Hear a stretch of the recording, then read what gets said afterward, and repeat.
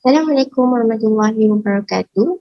Saya Nurin Yasmin binti Raziman daripada unit PPISMP BM6 Ambilan Jun 2021 akan membentangkan pelan pembelajaran pengurusan pembelajaran peribadi dan Google Site yang telah saya hasilkan. Baiklah, yang pertama, pelan pembelajaran pengurusan pembelajaran peribadi. Isu yang saya ambil adalah jenayah cyber. Objektif atau hasil pembelajaran saya yang pertama, untuk mengetahui fungsi sesebuah agensi atau jawatan kuasa. Yang kedua, membantu mengurangkan risiko jenayah cyber dalam masyarakat. Yang ketiga, melindungi dan memperkukuhkan keselamatan ruang cyber negara.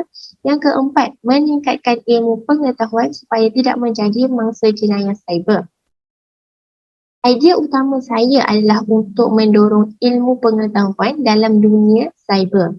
Essential question EQ yang pertama adalah apakah rasional penumbuhan jawatan khas jenayah cyber? Yang kedua, apakah risiko yang boleh dihadapi daripada aktiviti jenayah cyber? Yang ketiga, apakah pencegahan yang boleh dilakukan untuk membendung jenayah cyber? Dan akhir sekali, situasi bagaimanakah yang boleh mendorong jenayah cyber? Baiklah, ini merupakan pelan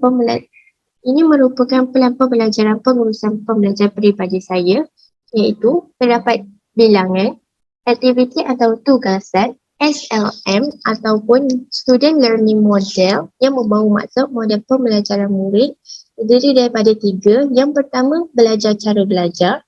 Yang kedua, perhubungan. Dan yang ketiga adalah aspirasi. Terusnya adalah 6C.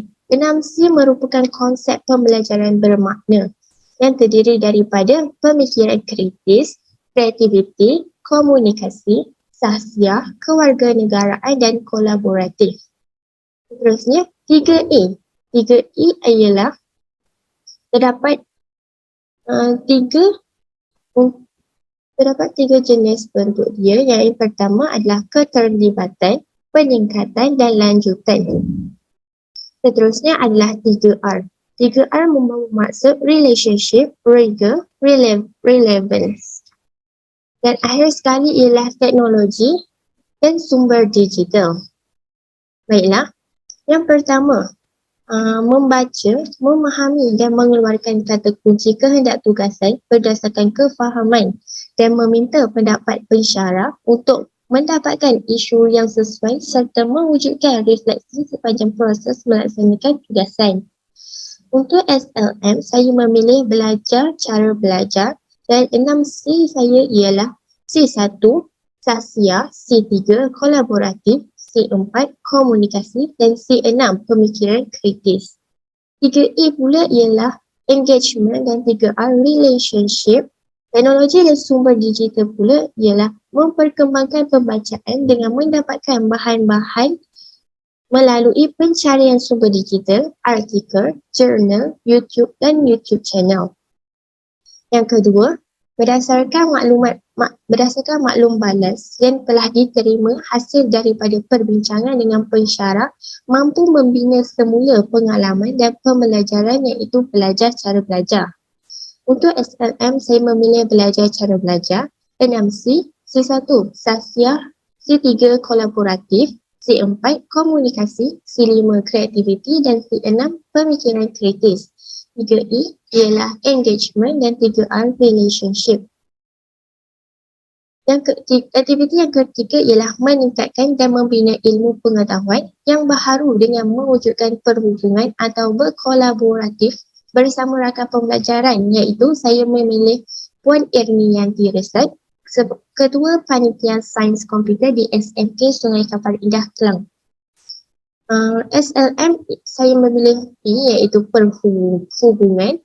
6C ialah C1 sahsiah, C3 kolaboratif, C4 komunikasi, C5 kreativiti dan C6 pemikiran kritis. 3E yang pertama ialah engagement, enhancement dan extension. Untuk 3R ialah relationship dan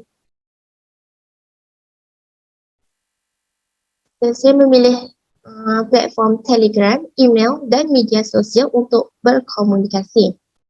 Yang keempat, berusaha mencapai objektif akhir tugasan dengan menetapkan aspirasi kendiri seperti yang pertama, menggunakan pandangan orang lain terhadap aspirasi kendiri.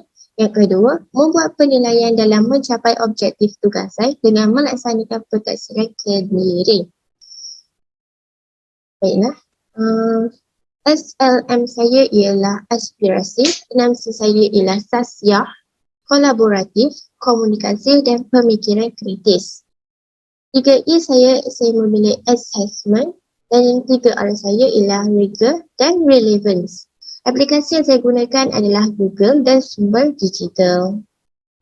Aktiviti yang kelima ialah berdasarkan kefahaman, mewujudkan atau membangunkan maklumat dalam kandungan laman sesawang pengurusan pembelajaran peribadi melalui kefahaman tugasan.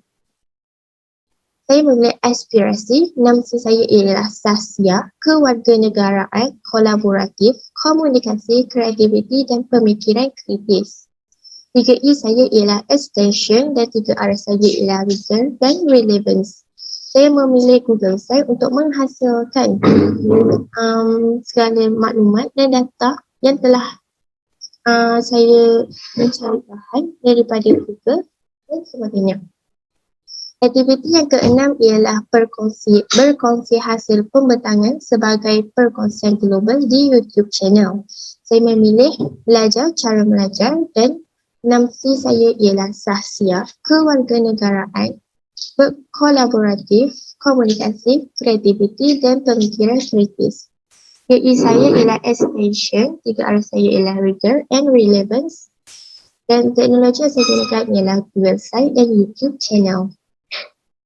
Yang terakhir ialah mendapatkan maklum balas daripada rakan-rakan dengan memuat naik perkongsian global di media sosial. Saya memilih aspirasi dan NAMC saya ialah sasiah, C2 kewarganegaraan, C3 kolaboratif, C4 komunikasi dan C5 kreativiti. 3E ialah extension dan 3R ialah rigor and relevance. Dan yang terakhir saya menggunakan Padlet untuk mendapatkan maklum balas daripada rakan-rakan di media sosial, Google Form dan media sosial seperti Instagram dan WhatsApp. Baiklah, seterusnya saya akan membentangkan tentang laman sesawang pengurusan peribadi Google Site yang telah saya hasilkan. Ini merupakan laman utama. Terdapat isi kandungan yang berkait dengan jenayah cyber iaitu terdapat pengenalan jenayah cyber, soal selidik, rakan pembelajaran profil peribadi dan maklum balas daripada rakan-rakan. Yang kedua, terdapat poster-poster yang menunjukkan jenayah cyber. Seterusnya, muka surat seterusnya akan terdapat pengenalan tentang jenayah cyber.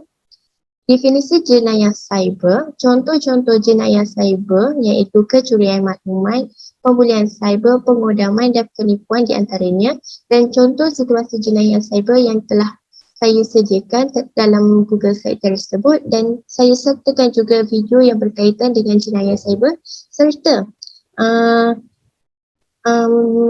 talian yang boleh membantu berkaitan tentang masalah jenayah cyber ini. Dan halaman seterusnya adalah berkaitan dengan kandungan jenayah cyber yang terdapat punca jenayah cyber, kesan jenayah cyber dan langkah mengatasi jenayah cyber. Punca jenayah cyber, saya sertakan contoh-contohnya, definisinya dan artikel berita dan YouTube yang berkaitan dengan punca jenayah cyber. Terdapat juga berita yang telah saya sertakan pada halaman tersebut.